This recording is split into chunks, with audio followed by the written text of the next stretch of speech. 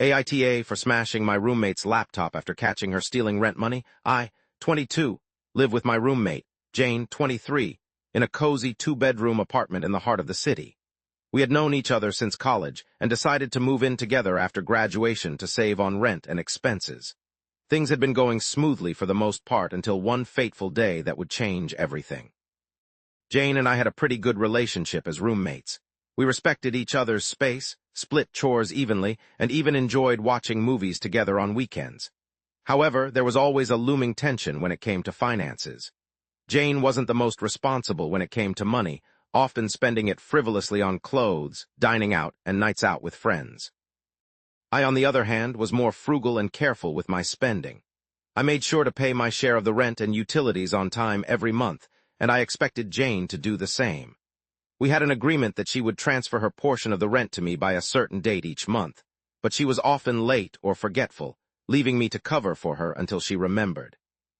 One particular month, things took a turn for the worse. It was the end of the month, and I realized that Jane had not yet transferred her share of the rent to me. I texted her to remind her, but she claimed that she was facing some financial difficulties and asked for an extension. I reluctantly agreed, but as the days passed, I still didn't see the money in my account. One evening, I decided to investigate further. I logged into our joint banking app and was shocked to discover that Jane had withdrawn a significant amount of money, enough to cover her rent, and then some, just a few days ago. I felt a surge of anger and betrayal wash over me as I realized that she had lied to me about her financial situation and had been withholding the rent money deliberately. I confronted Jane the next morning, demanding an explanation for her actions. At first, she tried to deny it, but when I showed her the proof on the banking app, she broke down in tears and admitted to stealing the rent money to fund her shopping habits and nights out. I was furious. Not only had she broken our trust and jeopardized our living situation, but she had also put me in a difficult position by not paying her share of the rent.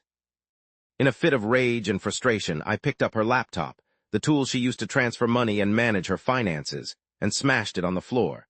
The screen shattered into pieces, the keyboard popped out, and the sound of breaking plastic filled the room. Jane watched in horror as her most prized possession was destroyed before her eyes. I knew that destroying her laptop was not the most mature or rational response to the situation, but in that moment, I couldn't control my emotions. I felt betrayed, taken advantage of, and disrespected by someone I had trusted and lived with for so long. I wanted Jane to understand the gravity of her actions and the consequences of her betrayal. After the initial shock wore off, Jane was livid. She screamed at me, accusing me of overreacting and being unreasonable. She threatened to report me to the landlord and the police for property damage and demanded that I pay for a new laptop.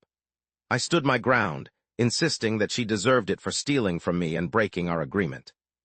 The tension between us was palpable in the days that followed.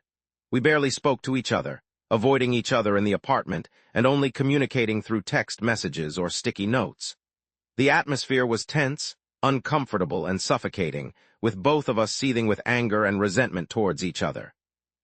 Update: things took a turn for the worse when our landlord found out about the damaged laptop and the unresolved rent payment. He threatened to evict both of us if we didn't resolve the situation immediately. Jane and I were at a standstill, unable to come to a resolution or find a way to move forward. As the days turned into weeks, the rift between Jane and me grew wider and deeper. Our once harmonious living arrangement had turned into a battlefield of passive-aggressive behaviors, silent treatments, and explosive arguments. The trust that we had built over the years was shattered, irreparably damaged by Jane's betrayal and my impulsive reaction. The situation reached a breaking point when Jane handed me an ultimatum. Either I pay for a new laptop, or she would take legal action against me for property damage.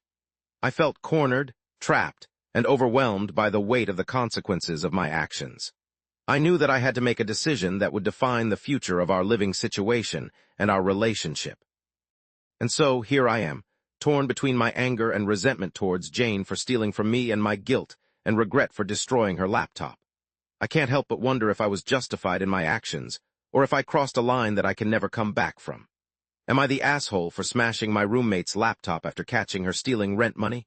In the end, I made a decision that I knew would only escalate the already tense situation between Jane and me. I refused to pay for a new laptop and stood my ground, insisting that she needed to take responsibility for her actions and find a way to make amends for her betrayal. Jane, on the other hand, was relentless in her pursuit of retribution. She contacted the authorities and filed a police report against me for property damage, citing the destruction of her laptop as an act of vandalism. The legal battle that ensued only fueled the animosity and resentment that had been festering between us since the day I caught her stealing rent money. As we stood before the judge, each presenting our side of the story, it became clear that neither of us was willing to back down or forgive the other. Jane painted me as a cruel and vindictive roommate who had no regard for her personal belongings, while I portrayed her as a deceitful and manipulative thief who had violated our trust and jeopardized our living situation. In the end, the judge ruled in favor of Jane, ordering me to pay for the damages to her laptop and issuing a restraining order that prohibited me from coming near her or contacting her in any way. I left the courtroom feeling defeated, bitter, and resentful towards Jane for the way she had twisted the truth and used the legal system to punish me for my impulsive actions. As I packed my belongings and prepared to move out of the apartment that had once been a place of warmth and camaraderie, I couldn't shake the feeling of regret and remorse that weighed heavily on my heart. I had let my emotions get the best of me, causing irreparable damage to my relationship with Jane and tarnishing the memories of the time we had spent living together. In the end, I was left with a bitter taste in my mouth, a deep sense of betrayal, and a burning hatred towards Jane for the way she had manipulated and deceived me. Our once close friendship had been shattered beyond repair, leaving both of us scarred and bruised by the consequences of our actions. So am I the asshole for smashing my roommate's laptop after catching her stealing rent money? Perhaps.